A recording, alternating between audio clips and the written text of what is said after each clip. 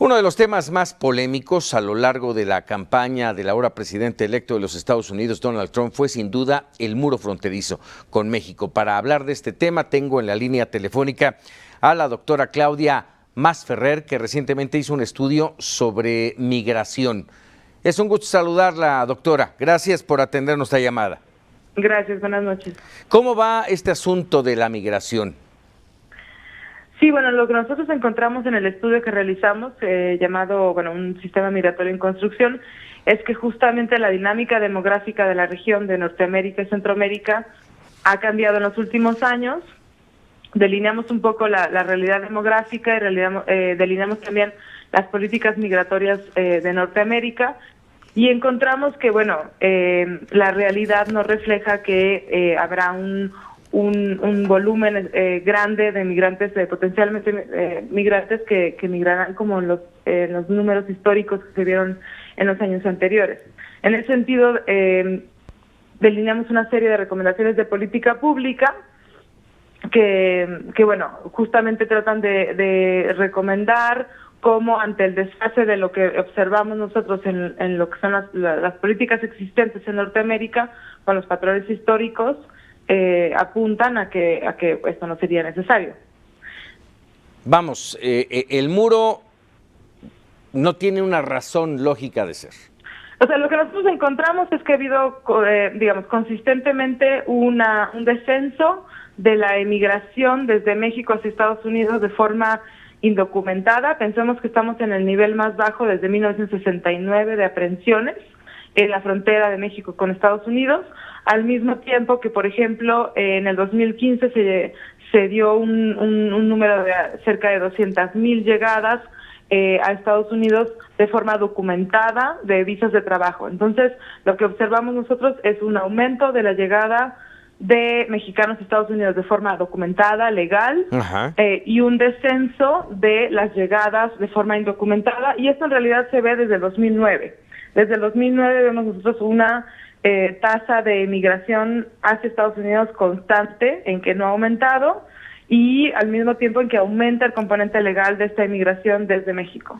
Vamos, la entrada en operación, valga el término, de Donald Trump en la presidencia de los Estados Unidos con esta política de no migración, de no recibir migrantes, también ha generado, por supuesto, una disminución.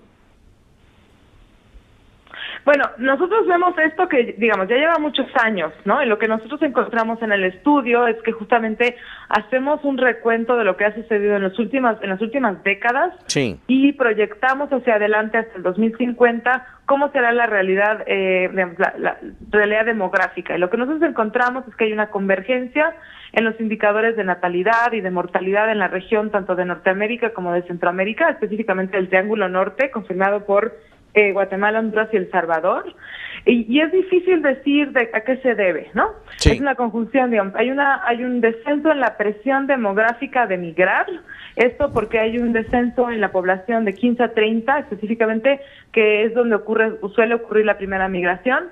Evidentemente es una conjunción con las políticas restrictivas, el ambiente económico de los últimos años en Estados Unidos, etcétera. Pero lo que sí vemos es que en la región va a haber una presión cada vez menor a emigrar. Esto por una presión, por la realidad demográfica que observamos.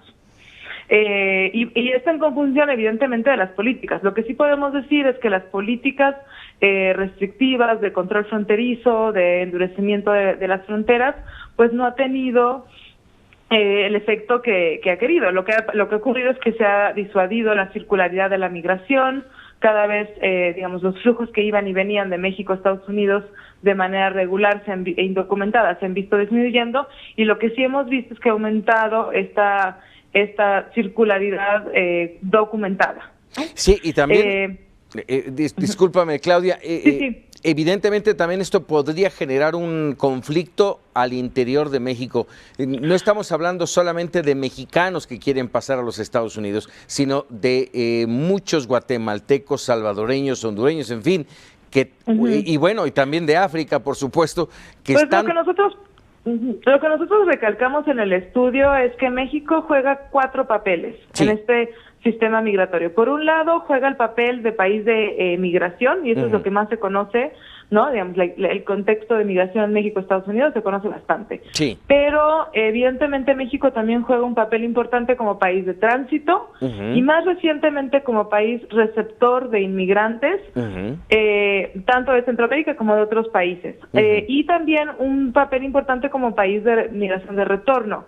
Recordemos que los niveles de mexicanos que regresan desde Estados Unidos hacia México ha aumentado, ¿no? En el 2010 se vio un pico, y lo que sí pensamos es que México se encuentra en una situación única que debe aprovechar justamente para posicionarse en una posición de liderazgo en la región, en este sistema migratorio, y tratar de, pensar cómo dentro de estos 4 papeles México puede proponer programas y políticas públicas acorde de una manera, acorde a la realidad que estamos observando, pero de una manera congruente. Como tú mencionabas, sí, ha aumentado la llegada de centroamericanos a México. Sí.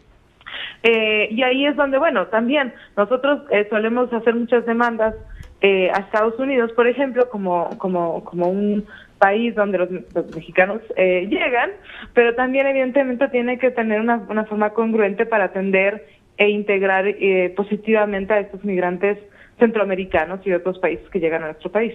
En este estudio, doctora, ¿se hace alguna recomendación?